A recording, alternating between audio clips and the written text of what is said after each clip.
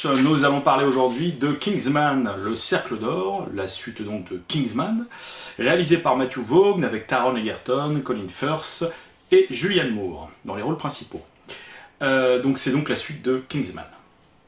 Alors le pitch. Les agents secrets Kingsman sont presque entièrement décimés par un nouvel ennemi, une dealeuse de drogue prénommée Poppy, et ils se voient contraints de faire appel à leurs homologues américains, les Statesman, pour affronter ce nouvel adversaire.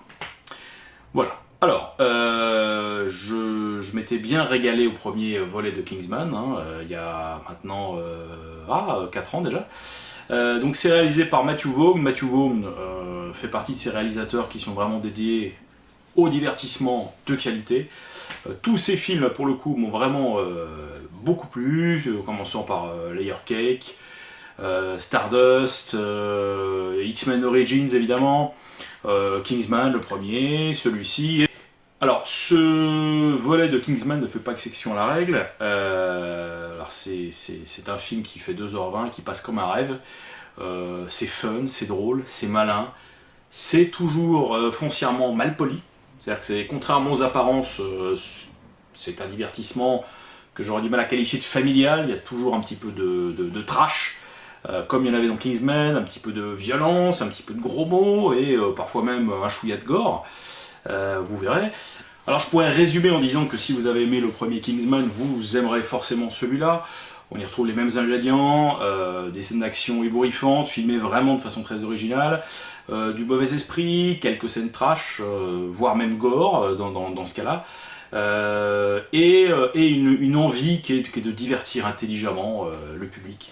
Donc c'est à ce niveau-là, c'est réussi, il n'y a pas photo. Les comédiens, bah écoutez, on retrouve Taron Egerton dans le rôle titre de l'agent Galad.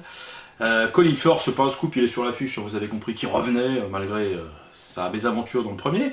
Julianne Moore dans le rôle de la méchante et fait une composition vraiment très sympa, il joue une espèce de complètement de dealeuse complètement folle qui a le monopole des ventes de drogue mondiales et qui se fait un kiff en se construisant une ville années 50 en plein milieu d'un temple maya.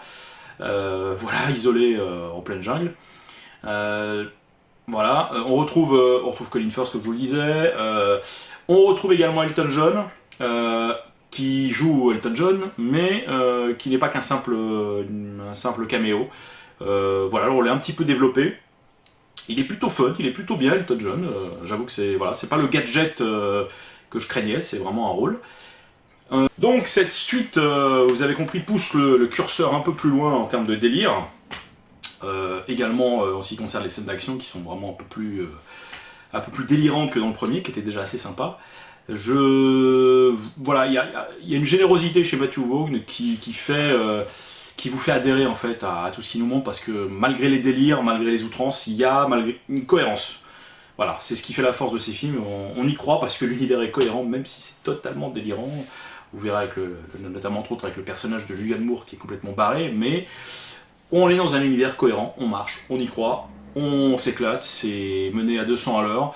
Il y a effectivement une concentration de scènes d'action vers la fin, mais voilà, ça n'empêche pas le film d'être prenant à tout moment. Alors voilà, effectivement, il y a ce que j'apprécie, c'est le mauvais esprit de Matthew Vaughn. Sous ses abords de film à grand spectacle familial, il y a toujours 2 ou 3 scènes on va dire qui pourront être un peu gênantes si vous avez des enfants en bas âge, donc évitez, voilà, je déconseillerais au moins de 12 ans quand même ce type de spectacle. Voilà, il aime provoquer, mais intelligemment. Il y a une scène notamment très gore dans le film qui moi m'a fait rire, elle est plutôt drôle, mais que certains pourront trouver franchement dégueulasse, mais je trouve qu'elle passe dans le film. Quoi qu'on en dise, Matthew Vaughn est quelqu'un qui sait vraiment ce qu'il veut. On lui avait proposé d'autres épisodes d'X-Men, il a refusé, il trouvait que les scénarios n'étaient pas au niveau. C'est quelqu'un qui a toujours mené sa barque, c'est un ancien producteur, il produisait notamment les films de Guy Ritchie au départ, et depuis qu'il s'est lancé en solo avec Layer Cake, je trouve qu'il a vraiment une carrière exemplaire dans le divertissement intelligent, comme je vous le disais précédemment. C'est quelqu'un qui met toujours la barre assez haut, et qui pour moi à date ne s'est jamais planté. Kingsman, le premier volet, avait plutôt bien fonctionné aux États-Unis, donc aujourd'hui, Matthew Vaughn se retrouve avec un peu plus de budget, et on aurait pu croire qu'il aurait cédé aux pressions des studios, la Fox en l'occurrence, qui aurait certainement souhaité sortir un film PG-13, donc tout public, expurger des scènes les plus gênantes, notamment la fameuse scène gore, que je ne vous spoilerai pas, mais qui vaut son pesant de cacahuètes. Et il a tenu bon, il leur a dit littéralement, d'après ce que j'en ai lu, qu'il allait se faire foutre, et résultat des courses, il respecte son public, il respecte les fans du premier film, et voilà, il nous offre un festival. Quoi dire de plus? C'est toujours aussi drôle, c'est... Alors, une fois de plus, hein, j'insiste, le délire est poussé à l'extrême, mais ça marche, ça fonctionne, ça fonctionne. Matthew Vaughn est quelqu'un de généreux, généreux dans le sens où il préfère jouer des effets numériques. Il y a notamment le film démarre littéralement par une course-poursuite complètement démente, truffée de numérique, mais ça passe parce que l'intention y est, la générosité est là. Plutôt que de faire quelque chose à la Christopher Nolan, d'assez réaliste, avec deux voitures, et voilà, l'impression qu'on est dans le vrai, là on est dans le délire, donc tout est complètement croule sous les effets numériques, mais ça passe, on s'en fout, c'est le délire, c'est l'idée, prenez du bon temps, marrez-vous, deux, trois petites critiques au passage concernant la politique menée par quelques présidents américains. Voilà, de temps en temps il fait passer un ou deux messages, sous couvert de déconne, mais voilà, ça reste un divertissement 4 étoiles, franchement, courez-y, si vous avez aimé le premier, si vous ne connaissez, allez-y, si vous ne connaissez pas, je pense que vous pouvez rattraper le train en marche, même si le film fait quand même pas mal allusion au précédent, notamment avec le personnage de Colin Firth, qui était censé être mort dans le premier, n'est-ce pas? On leur a il y a une scène, les scènes d'action, comme je vous le disais, sont encore plus énormes. Il y a notamment une scène tournée dans une station de ski en Italie qui est complètement démente, avec un téléphérique qui est complètement hallucinante. Il y a beaucoup plus de personnages, puisque là, voilà, comme je vous le disais, les Kingsman vont s'associer aux Statesmen, leurs homologues américains, pour faire front face à cet ennemi joué par Julianne Moore, excellente, hein, comme d'habitude. Et du coup, on a effectivement une pléthore de personnages.